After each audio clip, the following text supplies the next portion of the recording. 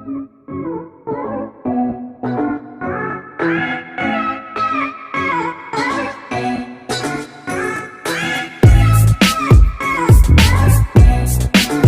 कैसे हैं आप लोग। तो चल रही है एग्जाम्स की प्रिपरेशन, बात की जाएगी एमईजी 04 की। सर इस पेपर को कैसे पढ़ना है and how we guys are going to clear this paper for the December T.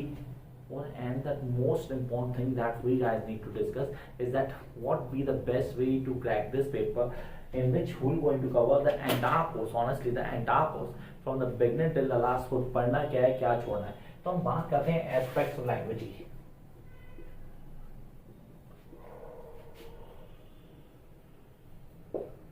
Aspects of language. Now when you're talking language, there are lots of things that you need to clear। आपने कहा हमारा concept बहुत strong होना चाहिए। We need to clear each and everything from the beginning till the last, and we do know how to deal with this particular paper। मतलब इस paper में मेरे पास है क्या, मैं करूंगा क्या, करने का तरीका क्या होगा, कौन कौन से कॉन्सेप्ट आएंगे। द फर्स्ट थिंग, सीरियसली इस पेपर को पढ़ने के लिए आपको ब्लॉक वाइज चलना होगा। Yes, I need to tell you guys that you need to go block wise। आप लोगों को ब्लॉक वाइज प्रिपरेशन करनी पड़ेगी। Yes, for this particular paper you guys need to go block wise. आपने कहा block wise search शुरू करना है तो हमें क्या करना होगा, कॉन्सेप्ट को कैसे क्लियर करेंगे, चीजों को समझना जरूरी। तो first of all the very first block that is known as language of block. Seriously language, आपको तो लैंग्वेज में हमें क्या पढ़ना है, what we going to study in this particular block, what is the language. The first thing that is what's the language. तो आपने कहा सर यहाँ पे हम बात करते हैं लैंग्वेज की। तो लैंग्वेज में मुझे क्या क्या पढ़ना है, origin, theories. Sir is that come in paper, मतलब सर काफी सारी चीजें दिमाग में आती हैं दैट क्या ये पेपर में आता है, मतलब should I study all that what is language, what is the original language, ये लैंग्वेज कैसे काम करती है, इसके कॉन्सेप्ट क्या होते हैं। सर स्ट्रक्चरिज्म की बात करता हूँ। Honestly when I am talking about block 1, तो मेरे पास पहले जो कॉन्सेप्ट दिमाग में आता है वो आता है स्ट्रक्चरिज्म। लैंग्वेज का स्ट्रक्चर क्या है। अब लैंग्वेज के स्ट्रक्चर को समझना, उस स्ट्रक्चर को क्लियर करना, दो चीजें यहाँ पे आती हैं। The first American and then European structure. Language के साइंस सिस्टम को समझना, वो कैसे काम करता है, किन बेसिस को लेके चलना है, वो हमारे इम्पोर्टेंट था। तो फर्स्ट आपने बोला यहाँ पे हमारे पास आ गया स्ट्रक्चरलिज्म। अब इस स्ट्रक्चरलिज्म को समझने के लिए आपने कहा सर ये अमेरिकन एंड यूरोपियन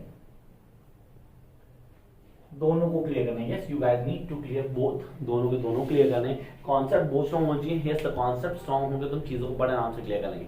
तो पहले आपने बोला कि हमें लैंग्वेज को समझना है, then we need to understand what is structuralism. Language में स्ट्रक्चरलिज्म क्या है, एक छोटी चीज ऐड करता हूँ, जनरेटिविज्म।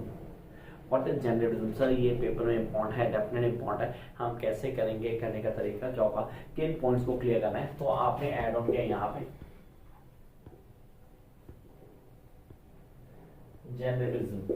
इस पे भी क्वेश्चन आता है। यस, इस पे क्वेश्चन आता है कंफर्म। ये आपने किया and this all about block 1। Yes, ये सब था ब्लॉक 1 के लिए। इसके अलावा तो ब्लॉक 1 में कुछ भी नहीं पढ़ना। आपने कहा ब्लॉक 1 हमें ऑन टिप करना है, तो सबसे पहले आप ब्लॉक 1 को ये पढ़ेंगे। आपने ये सारी चीजें की होंगी। Sir I am going to get all the videos for these topics. Yes, all the videos for these topics are already on board. आप तो चैनल को सब्सक्राइब कर चुके होंगे ऑलरेडी, तो आप सारी वीडियोस को एक्सेस कर सकते हैं। Those who want to join online session for December T or the June upcoming to Zoom 03, तो उसके लिए ज्वाइन कर सकते हैं, कोई प्रॉब्लम नहीं है।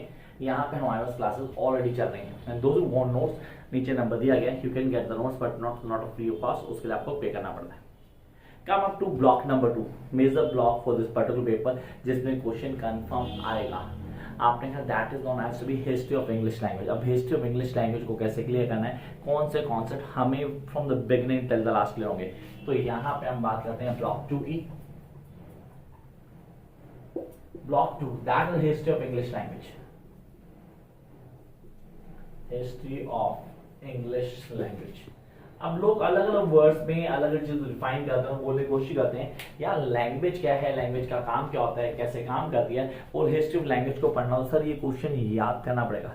Should we learn this question, मतलब sir old English, then middle English, then modern English.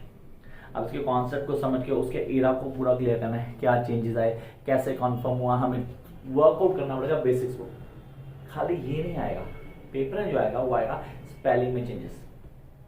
Honestly spelling में चेंजेस, आपने स्पेलिंग में चेंजेस तो हम क्लियर करेंगे। Along with that sir sound में चेंजेस, वोकैबुलरी चेंजेस, उन पे काम करना है, वो क्वेश्चन पेपर में आता है। लोग पढ़ के चले जाते हैं sir old, middle and modern, उस पर क्वेश्चन नहीं आता है। क्वेश्चन आता है स्पेलिंग में चेंजेस, वोकैबुलरी में चेंजेस, अपडेशन जो है उसमें क्या चेंजेस आए, मॉडर्न और ओल्ड में क्या डिफरेंस था, या मैं मिडल इंग्लिश और मॉडर्न में क्या डिफरेंस आया, उसको हाईलाइट करता है। वो क्वेश्चन पेपर में आता है जो आपको ऑन टिक होनी चाहिए। तो आपने कहा यहाँ पे चेंजेस को क्लियर करना है, चेंजेस आर रियली इंपॉर्टेंट, हमें समझना है। एंड देन बोरोइंग्स पे काम करना है।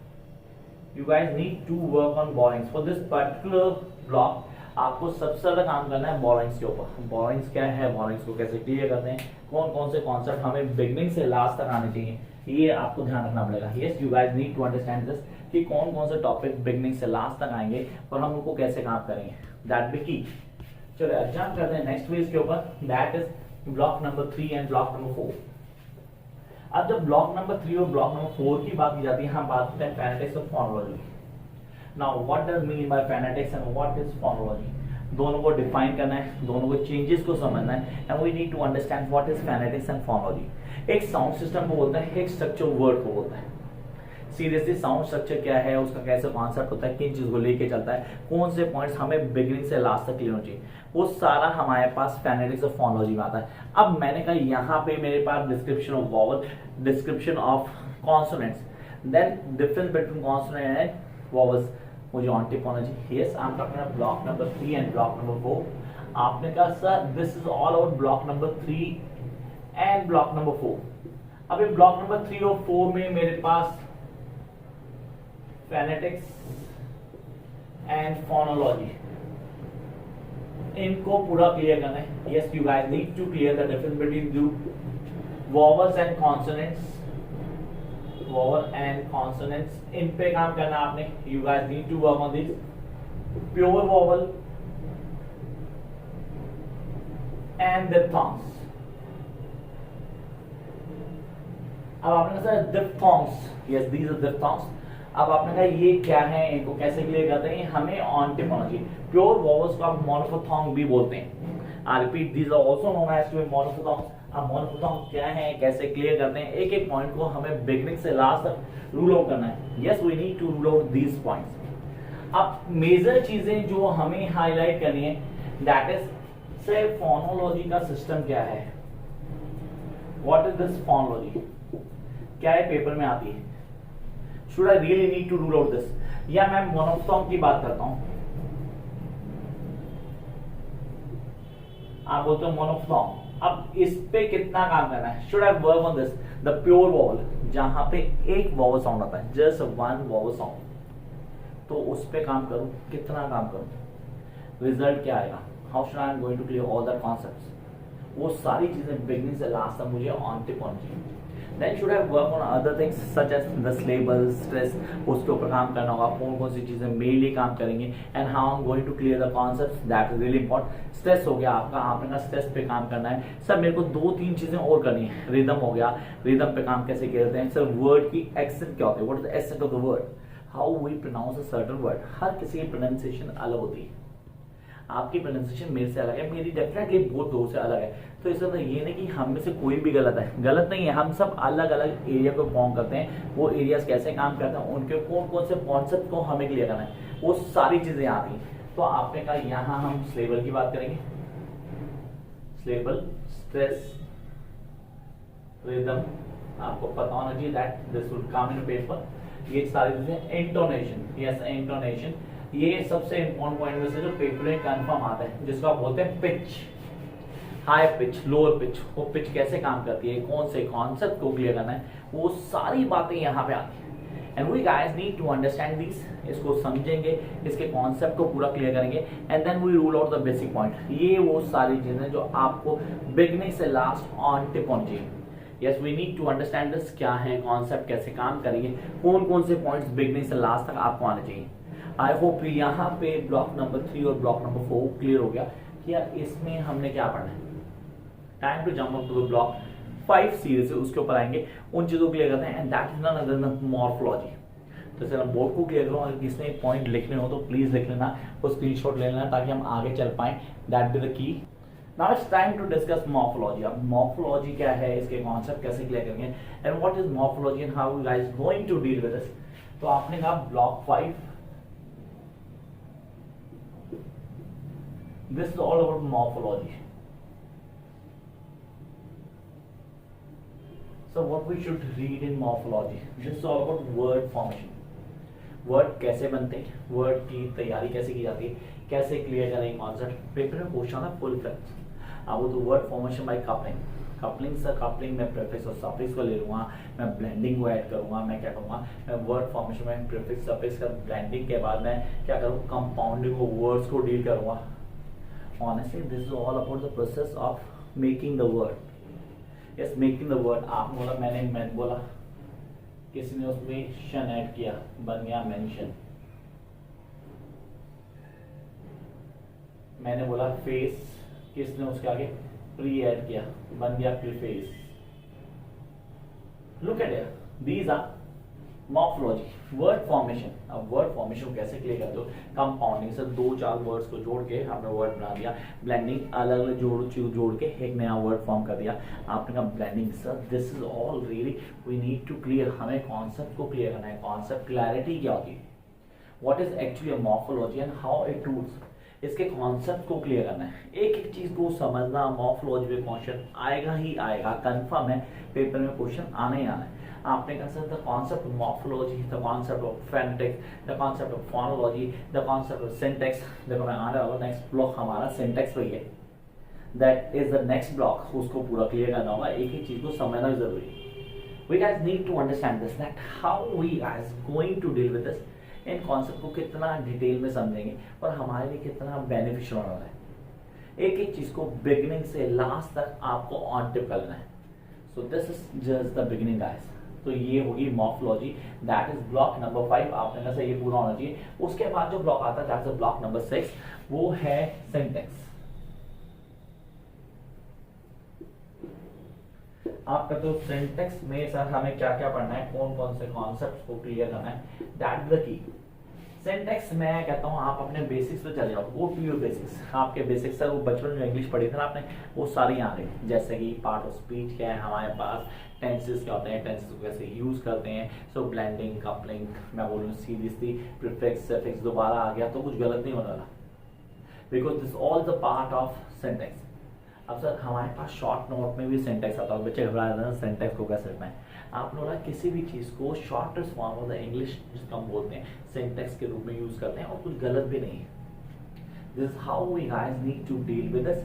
कॉन्सेप्ट को कैसे क्लियर करते हैं, एक एक स्टेप को समझना, उसके ऊपर काम करना, and how we guys are going to prepare for upcoming exams, ये सारी चीजें आपको टिप करनी है। अब आते हैं मेजर क्वेश्चन के ऊपर, that how am I going to get all things clear at a one shot. इसके लिए कुछ मत करना, सिर्फ मेरे नोट्स को लेना, उनको फॉलो करना पूरा, साथ में वीडियोस देखना, क्लियर हो जाएगा। ये वो पेपर है जिसमें आप 70+ इजीली स्कोर कर सकते हो। Yes, you guys can score easily 70+ in this particular paper. तो ये ब्लॉक, दोनों ब्लॉक बहुत ज्यादा हेल्प करेंगे क्योंकि पेपर में कंफर्म आता है। सर सिंटैक्स और मॉर्फोलॉजी में डिफरेंस आ सकता है, डेफिनेटली आ सकता है, there is a great chance for this and we guys need to understand all these. चलो यार come on next block, that is the block number 7। Sir block number 7 और 8 को जोड़ दो, एक ही होता है, that is language in use. कुछ अलग नहीं है, ब्लॉक नंबर 7 और 8 को ही जानू कर सकते, that is language in use. उनको कैसे यूज करते हो आप लोग, तो language in use,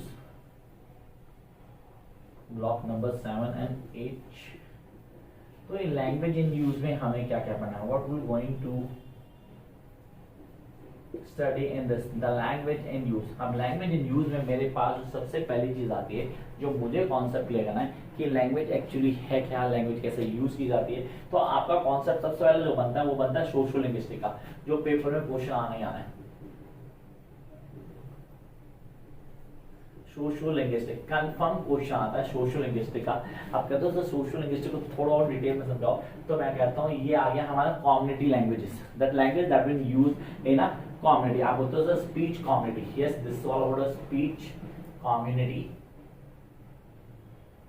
yes the speech community.